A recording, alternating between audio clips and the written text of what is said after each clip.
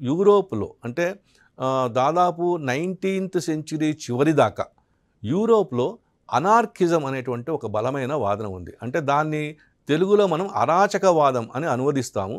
కానీ అది అరాచకవాదం కాదది. ఏ అధికార పీఠాన్నైనా సరే ఒప్పుకోకపోవడం. అనార్కిజం అంటే బేసిక్‌గా ఎటువంటి అధికారాన్ని గానీ, ఎటువంటి ప్రభువుని కానీ, ఎటువంటి మన మీద అధికారం చెలాయించే శక్తిని కానీ ఇంకొకళ్ళకి ఇవ్వకుండా ఉండడం. ఇది అరాచకవాదం అనేటువంటి ఒక ట్రాన్స్‌లేషన్ ద్వారా కొంత నెగెటివ్ ట్రెండ్స్ ఉన్నా సరే, దాంట్లో నెగెటివ్ ఇన్పుట్ ఉన్నా సరే, గాంధీ అనార్కిస్ట్ ఆలోచనలు కూడా చాలా జాగ్రత్తగా పరిశీలిస్తాడు. ముఖ్యంగా టాల్స్టాయ్ ఒక అనార్కిస్టు, అలాగే రష్యాలోనే వచ్చినటువంటి ఇంకొక అనార్కిస్టు పీటర్ క్రొపాట్కిన్. ఎందుకంటే వీళ్ళిద్దరూ కూడా అనార్కిస్ట్ ట్రెడిషన్లో ఉన్నప్పటికీ, అనార్కిస్ట్ సాంప్రదాయంలో ఉన్నప్పటికీ, అప్పటిదాకా యూరోప్లో అనార్కిస్టులు అంటే హింసను మాత్రమే ఫాలో అవుతారు, హింసను మాత్రమే పాటిస్తారు అనే ఒక మాట ఉండేది.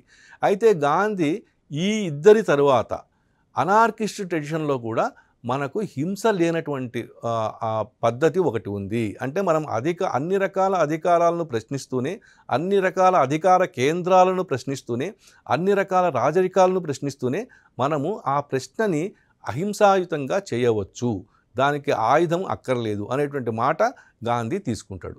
ఇలా పీటర్ క్రొపాట్కిన్, టాల్స్టాయ్ అనేటువంటి ఇద్దరు అనార్కిస్ట్ ట్రెడిషన్లో ఉన్నవాళ్ళు కూడా గాంధీ యొక్క అహింసా సిద్ధాంతానికి ఆధారం అవుతారు.